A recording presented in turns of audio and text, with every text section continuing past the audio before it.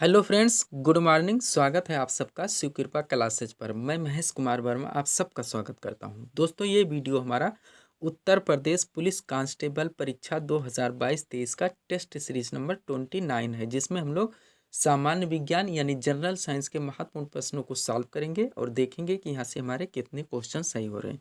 दोस्तों, ये सारे टेस्ट सीरीज हमारे आपके उत्तर प्रदेश पुलिस कांस्टेबल के रिटेन एग्जाम के सिलेबस की रिकॉर्डिंग बनाए जा रहे हैं। तो दोस्तों, आप लोग इन्हें कॉन्सेंट्रेट होकर सॉल्व करें। क्वेश्चंस कम सही होने पर पुनः टेस्ट सीरीज का रिवीजन करें, ताकि होने वाली उत्तर प्रदेश पुलिस कांस्टेबल की रिटेन परीक्षा के लिए आप लोग पूर्ण रूप से प्रिपेयर रहें। एक बात हो दोस्तों, उत्तर प्रदेश पुलिस कांस्टेबल परीक्षा से संबंधित कोई भी डाउट या कोई भी दोस्तों जानकारी चाहिए तो आप लोग हमें कमेंट्स कर सकते हैं। चलिए दोस्तों, टेस्ट सीरीज नंबर 29 को सॉल्व करना हम लोग शुरू करते हैं। दोस्तों, हमारा पहला क्वेश्चन है, पौधे नाइट्रोजन को ग्रहण करते हैं। वेरी वेरी इंपॉर्टेंट क्वेश्चन है दोस्तों, जो कि हमारा थंबनेल का भी क्वेश्चन है। ए नंबर स्टेटमेंट है अमोनिया के रूप में, बी नंबर स्टेटमेंट है नाइट्रेट के रूप में, सी नंबर स्टेटमेंट है दोनों रूप में, और डी नंबर स्टेटमेंट है उपरयुक्त में से कोई नहीं, यानी नानादेश। तो सही आंसर क्या होगा दोस्तों? पौधे नाइट्रोजन को ग्रहण करते हैं किस रूप में? अमोनिया के रूप में भी और नाइट्रेट के रूप में मिट्टी से भी। यानी हमारा आंसर होगा यहाँ पे विकल्प नंबर सी। अमोनिया के रूप में भी पौधे नाइट्रोजन को ग्रहण करते हैं और नाइट्रेट के रूप में मिट्टी से भी ग्रहण करते हैं। तो हमारा आंसर होगा दोस्तों विकल्प नंबर सी, यानी दोनों रूप में। चलिए दोस्तों, थोड़ा सा इस बारे में और हम लोग बात करेंगे, ताकि ये क्वेश्चन पूरी तरह से क्लियर हो चुके। ध्यान दीजिएगा दोस्तों, प्रकाश संश्लेषण। पौधे अपनी पत्तियों से पानी के माध्यम से नाइट्रोजन के अणुओं यानी अमोनिया आदि अवशोषित करते हैं। कुछ पौधों की जड़ों में स्थित बैक्टीरिया भी वायु में उपस्थित नाइट्रोजन को अमोनिया व नाइट्रोटो के रूप में बदलते हैं। फिर से एक बार दोस्तों बात करते हैं, ताकि पूरी तरह से स्टेटमेंट क्लियर हो सके। दोस्तों ध्यान दीजिएगा, हमारा आंसर आया था अमोनिया के रूप में और नाइट्रेट के रूप में मिट्टी से। दो तरह से पौधे नाइट्रोजन को ग्रहण करते हैं। पौधे अपनी पत्तियों से पानी के माध्यम से नाइट्रोजन के अणुओं यानी अमोनिया आदि अवशोषित करते हैं। कुछ पौधों की जड़ों में स्थित बैक्टीरिया भी वायु में उपस्थित नाइट्रोजन को अमोनिया व नाइट्रेटों के रूप में बदलते हैं। उम्मीद करते हैं दोस्तों ये क्वेश्चन आप लोगों को पूरी तरह से क्लियर हो गया होगा। जैसे भी क्वेश्चन आएगा आप लोग इसका आंसर कर लेंगे।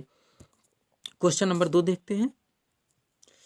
अम्ल वर्षा के लिए उत्तरदायी गैसें हैं। हमें बताना दोस्तों कौन कौन सी गैसें हैं जो अम्ल वर्षा के लिए उत्तरदायी होती हैं। ए नंबर है नाइट्रोजन का ऑक्साइड, बी है सल्फर का ऑक्साइड, सी है ए और बी दोनों, और डी नंबर विकल्प है कार्बन का ऑक्साइड। तो सही आंसर क्या होगा दोस्तों? यहाँ पे अम्ल वर्षा के लिए उत्तरदायी गैसें हैं नाइट्रोजन का ऑक्साइड और सल्फर का ऑक्साइड, यानी विकल्प नंबर सी इसमें हमारा सही आंसर होगा, ये और बी दोनों रूप में। दोस्तों, गंधक और नाइट्रोजन के ऑक्साइड भी स्वास्थ्य के लिए बहुत हानिकारक हैं। कोयले और पेट्रोल भी थोड़ी मात्रा में गंधक होता है, जिसको जलाने पर सल्फर डाइऑक्साइड उत्पन्न करता है, सल्फर डाइऑक्साइड, जो त्वचा, फेफड़ों और दूसरे ऊतकों पर दुष्प्रभाव डालती है। इसी प्रकार उच्च ताप पर निर्मित नाइट्रोजन के ऑक्साइड भी विषैले होते हैं। जल के साथ ये ऑक्साइड मिलकर अम्ल वर्षा के लिए उत्तरदायी होते हैं। इन्हें देखेंगे, स्टेटमेंट सुने रहेंगे दोस्तों, तो जैसे भी क्वेश्चन आएगा आप लोग सॉल्व कर लेंगे। क्वेश्चन नंबर 3 है हमारा दोस्तों, जल में घुलनशील नहीं है। यहाँ पे हमें नहीं बताना है दोस्तों, ये ध्यान दीजिएगा। क्वेश्चन के लास्ट में लिखा जाता है, जो कि हाईलाइटेड नहीं होता है, इसलिए इसको दोस्तों क्वेश्चन को हम लोगों को एग्जाम में पूरा पढ़ने की ज़रूरत होती है। तो हमें यहाँ पे नहीं बताना है, यानी असत्य कथन का चयन करना है कि जल में घुलनशील क्या नहीं है। ए नंबर है नमक, चीनी जैसे ठोस, बी है कार्बन डाइऑक्साइड और वैक्सीन जैसी गैसें, सी है तेल, और डी नंबर है एल्कोहल यानी एथिल अल्कोहल। तो सही आंसर क्या होगा दोस्तों? इनमें से जल में घुलनशील कौन नहीं है? थोड़ा सा कॉमन सेंस लगाएं तो नमक भी घुलनशील, चीनी भी घुलनशील, यानी ये हमारा कट जाएगा। बी देखे कार्बन डाइऑक्साइड और ऑक्सीजन जैसी गैसें, ये भी घुलनशील है दोस्तों, तो बी भी नहीं होगा। सी दोस्तों तेल है, और डी एथिल अल्कोहल है। तो एथिल अल्कोहल भी दोस्तों जल में घुलनशील है, यानी डी भी नहीं होगा। तो बचा क्या दोस्तों? सी, यानी विकल्प नंबर सी। तेल वो पदार्थ है दोस्तों जो जल में घुलनशील नहीं है। जल एक अच्छा विलायक है, ध्यान दीजिएगा, जल एक अच्छा विलायक है। इसमें चीनी, नमक और कई खनिज घुल जाते हैं, जो कि हमारा स्टेटमेंट नंबर ये था। उसके बाद जल, द्रव और गैसों को भी घोल देता है। कार्बन डाइऑक्साइड, सल्फर डाइऑक्साइड और ऑक्सीजन जैसे कई गैसें भी जल में घुलनशील होती हैं। तो यानी तीनों स्टेटमेंट हमारे गलत हो जाते हैं। यहाँ पे सही आंसर है दोस्तों तेल, जो कि जल में घुलनशील नहीं है। 4 नंबर क्वेश्चन देखेंगे, वो मौसम निर्भर करता है किस पर, ये हमें बताना है 4 नंबर क्वेश्चन में। तो मौसम किस पर निर्भर करता है दोस्तों, वायुदाब पर भी करता है, आर्द्रता भी पर भी करता है, तापमान पर भी करता है। यानी हमारा सही आंसर आएगा विकल्प नंबर डी, उपर्युक्त सभी। मौसम दोस्तों सभी पर निर्भर करता है, चाहे वो वायुदाब हो, आर्द्रता हो या तापमान हो। ध्यान दीजिएगा, थोड़ा सा स्टेटमेंट है, बोलते हैं, आप लोग सुनिएगा। वायुदाब मौसम के निर्धारण में एक अत्यंत महत्वपूर्ण कारक है, यानी ये भी दोस्तों उत्तरदायी है। वायु में आर्द्रता यानी नमी दूसरा महत्वपूर्ण कारक है। आर्द्रता सदा एक जैसी नहीं रहती, आप लोग जानते हैं, या बदलती रहती है। मौसम प्राय वायुदाब, आर्द्रता तथा तापमान तीनों पर निर्भर करता है। तो बचा क्या दोस्तों, कुछ नहीं, उपर्युक्त सभी हमारा आंसर होगा।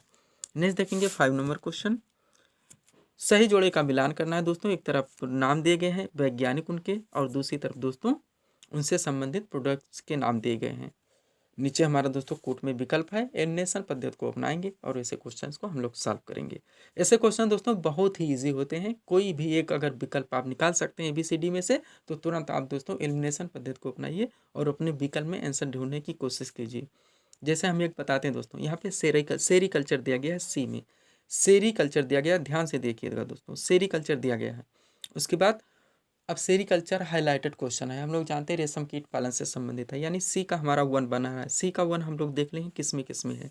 तो सी का 1 दोस्तों बी में भी है और सी में, बी में भी है और डी में भी है, यानी ये और सी अब हम अभी नहीं देखेंगे, यानी हमारा आंसर आएगा बी और डी में ही, केवल एक निकालने से कि सेरीकल्चर रेशम कीट पालन से संबंधित है। उसके बाद दोस्तों ये कोई भी निकाल लीजिए। जैसे पहला हमारा है एक्वाकल्चर, एक्वाकल्चर किससे संबंधित है दोस्तों, तो एक्वाकल्चर मत्स्य पालन से संबंधित है।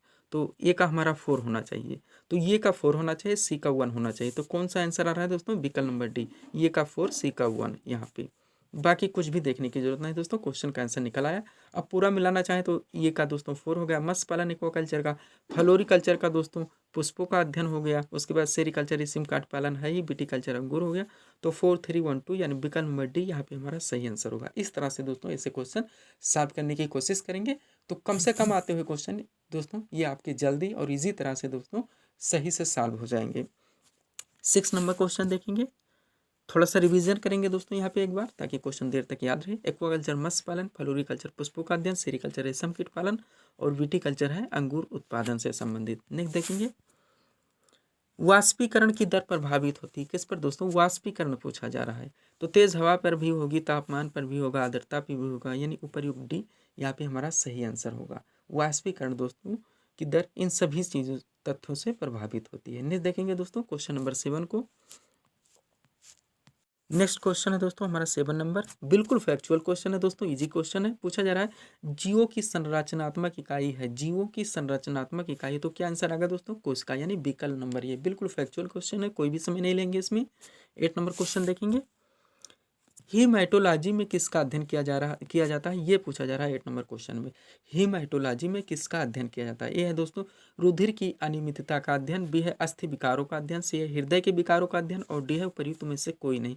तो सही आंसर क्या होगा दोस्तों, हीमैटोलॉजी में किसका अध्ययन किया जाता है, तो रुधिर की अनियमितता का अध्ययन किया जाता है ना, यानी विकल्प नंबर ये यहाँ पे हमारा सही आंसर होगा। नेक्स्ट देखेंगे 9 नंबर क्वेश्चन, हीमोग्लोबिन का कार्य पूछा जा रहा है दोस्तों, हम लोग बार बार पढ़ते चले आए हैं। हीमोग्लोबिन का कार्य है ऑक्सीजन ले जाना या ऑक्सीजन का परिवहन करना, यानी विकल्प नंबर बी यहाँ पे हमारा सही आंसर होगा। एक क्वेश्चन यहाँ से और बनता है दोस्तों, किसके कारण दोस्तों रुधिर का रंग लाल होता है, तो भी हीमोग्लोबिन के कारण ही। नेक्स्ट देखेंगे 10 नंबर क्वेश्चन, हीमोफीलिया रोग से ग्रसित व्यक्ति में, बार बार पूछा गया क्वेश्चन है दोस्तों, इसलिए इसे हम अभी टेस्ट सीरीज से हटा नहीं रहे हैं, यहाँ से कई क्वेश्चन बनते हैं।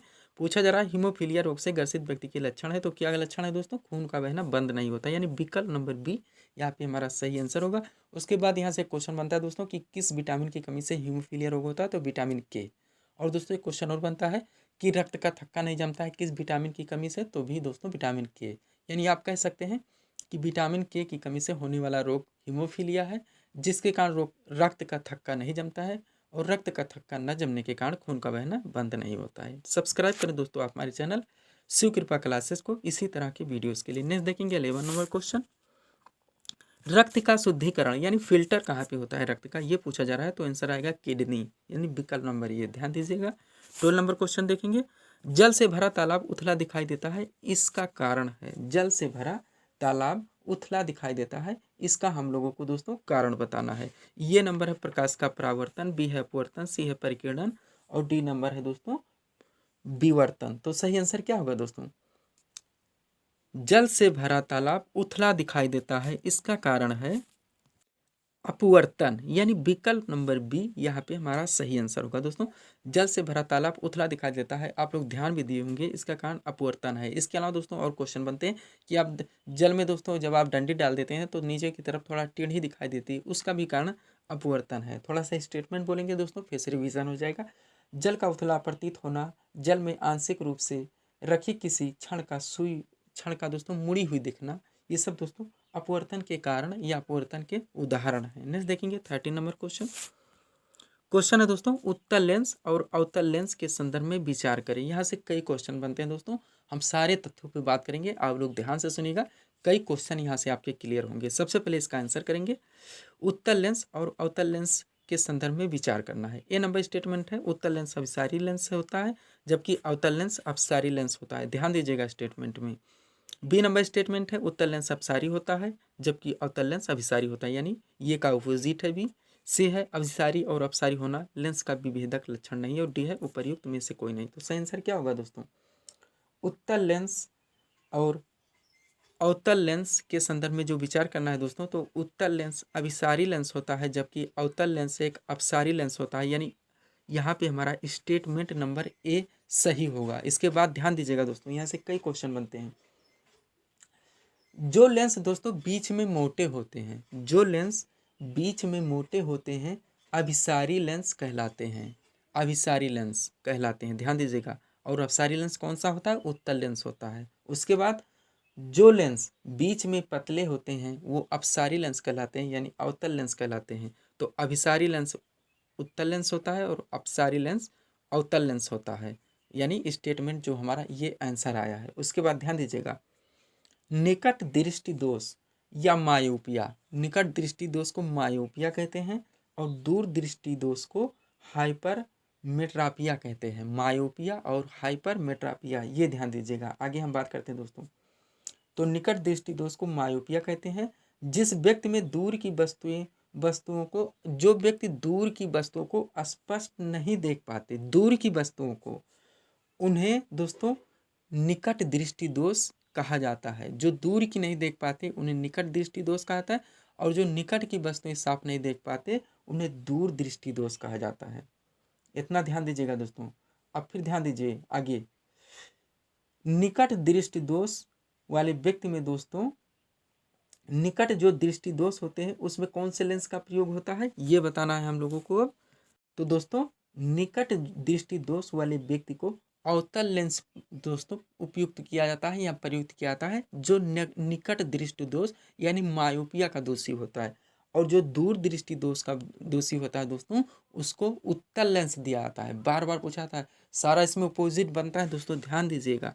नेक्स्ट देखेंगे 14 नंबर क्वेश्चन। उम्मीद करते हैं दोस्तों ये सारा क्वेश्चन आप लोगों को क्लियर हो गया होगा। 14 नंबर क्वेश्चन बिल्कुल फैक्चुअल क्वेश्चन है। निम्नलिखित में से किस स्थान पर गुरुत्वाकर्षण बल सबसे अधिक होता है? तो ध्रुव रेखा पर। अब दोस्तों इसी का अपोजिट हो जाएगा 0 डिग्री अक्षांश यानी भूमध्य रेखा, जहाँ पे सबसे कम होता है। नेक्स्ट देखेंगे 15 नंबर क्वेश्चन। बार बार पूछा गया क्वेश्चन है दोस्तों इस सीरीज का लास्ट क्वेश्चन। बीओडी का असंक्षिप्त रूप यानी पूरा नाम बताना है। ए नंबर है बायोलॉजिकल ऑक्सीजन डिफिसिट, बी है बायोलॉजिकल ऑक्सीजन डिफरेंस, सी है बायोलॉजिकल ऑक्सीजन डिमांड और डी नंबर है बायोलॉजिकल ऑक्सीजन डिस्ट्रीब्यूशन। तो सही आंसर क्या होगा दोस्तों? बीओडी का पूरा नाम है biological oxygen demand, biological oxygen demand. थोड़ा और ध्यान दीजिएगा दोस्तों, बीओडी अर्थात बायोलॉजिकल ऑक्सीजन डिमांड जल प्रदूषण का सूचक है। बार बार पूछा गया, जल प्रदूषण का सूचक है। और जिस जल में बीओडी की मात्रा अधिक होती है वह जल उतना ही अधिक प्रदूषित माना जाता है, वह जल उतना ही अधिक प्रदूषित माना जाता है।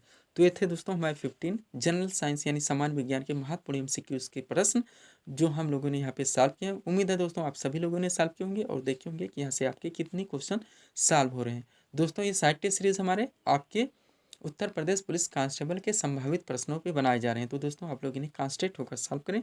क्वेश्चंस कम सही होने पर पुनः टेस्ट सीरीज का रिवीजन जरूर करें, ताकि होने वाली परीक्षा के लिए दोस्तों आप लोग पूर्ण रूप से प्रिपेयर रहें। तो दोस्तों अगर आपको हमारा वीडियो पसंद आए तो हमारे चैनल शिव कृपा क्लासेस को सब्सक्राइब करें, वॉल पर सेलेक्ट करें, ताकि हमारे द्वारा दिए जाने वाली सभी वीडियोज़ आप क्रम से सबसे पहले देख सकें। तो मिलते हैं दोस्तों अपने अगले टेस्ट सीरीज के साथ। Thanks for watching.